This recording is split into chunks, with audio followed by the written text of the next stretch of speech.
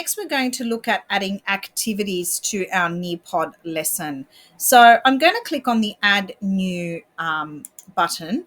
And this time, instead of using the Content tab, I'm going to click over here to Activities. And these are the activities that are already existing in Nearpod for me to work with. So I'm just going to pick the first one over here, the second one, sorry, open-ended question. It's a nice simple one to start with. So I select that, and then that'll open up in a new window for me to build the activity. So the first thing it asks me to do is enter my question here.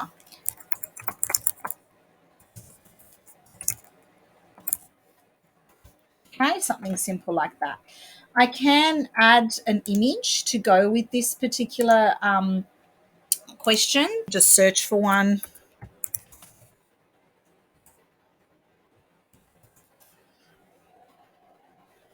Okay.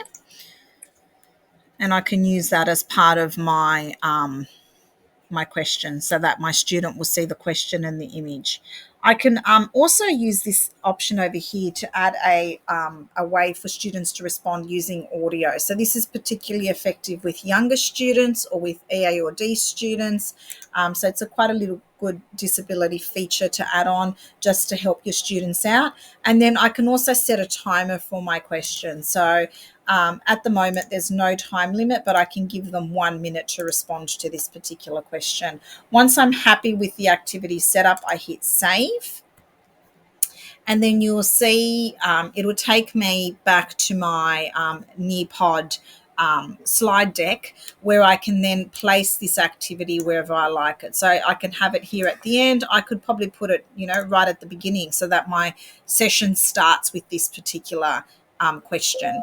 And again, if I want to preview what this looks like, I hit preview and it takes me into the student preview so that I can see what my student will see when they access this activity the first time. And this is what it would look like. How are you feeling today? I've got my image, and then they can type here, or you can see I can record audio there. So that's one example of one activity that I could create. Having a look at some of the others, I'll get to time to climb in at the end. I can set up a matching pairs activity.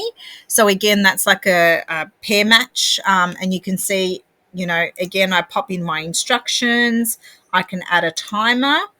So I can set 2 minutes for the activity. I can pop in the instructions, and then I add a pair. And the way I do this is I add the first image that I want to match. So I'm just going to pick up that one, for example.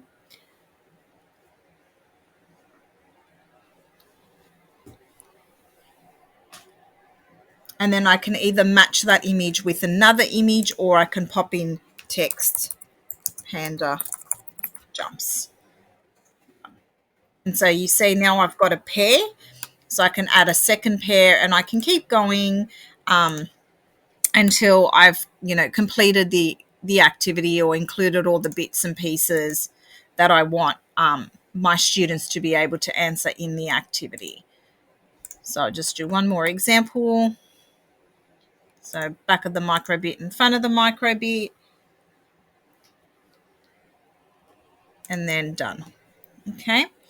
Now, what will happen is when it assigns the activity to the students, it will automatically jumble up the cards, and it will only accept these two combinations together as the correct answer. So we can preview it here. So you can see I've got them all jumbled, and I can pick that and see that's correct. But if I want to preview it again and just get the wrong answer, it tells me that's incorrect. Once I'm happy with that setup, again, I press save, and it will assign the activity to the slideshow, and always by default we'll put it at the end of the slideshow.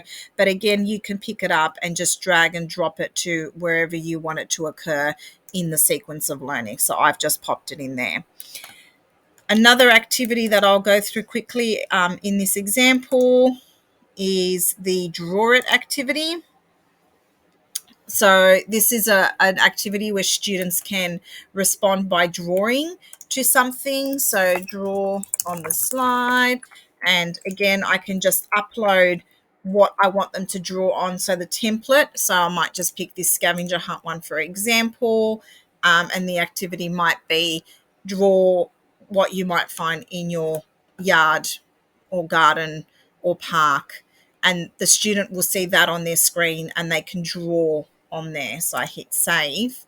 Then if I just preview that, we can have a look at what it's going to look like for the student when they complete that particular activity.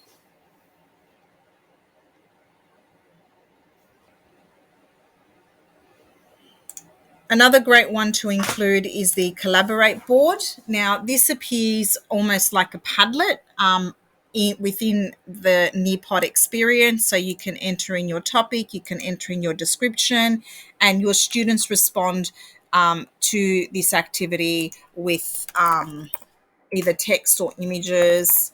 You can, design what your board looks like, and then when you hit save, when they open the activity, they'll see essentially a Collaborate board or a Padlet where they can respond to particular stimulus or questions.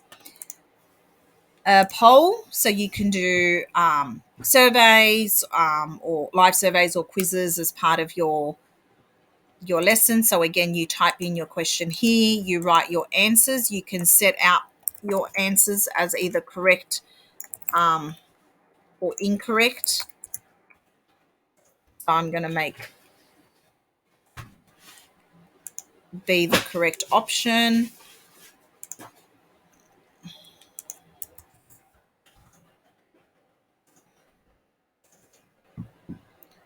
And I can reorder these.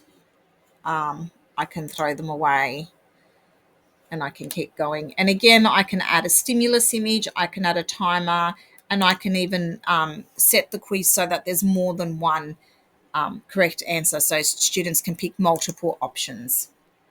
And when I'm finished, I just press save just to access that or finalize that process.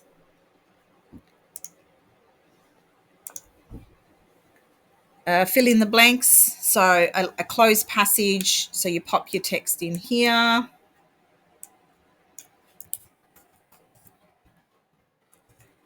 And then you can change your style, etc. And then you might add your word bank. Okay. And that will take away that particular word.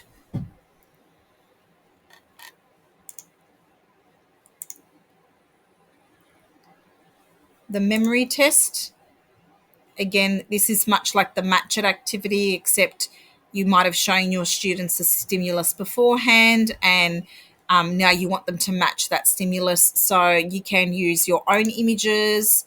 You can use images from a web search. You can set that as your final question. You can set the grid size, so you can change the amount of things that they have to match. And when you're finished, you just save it and pop it in.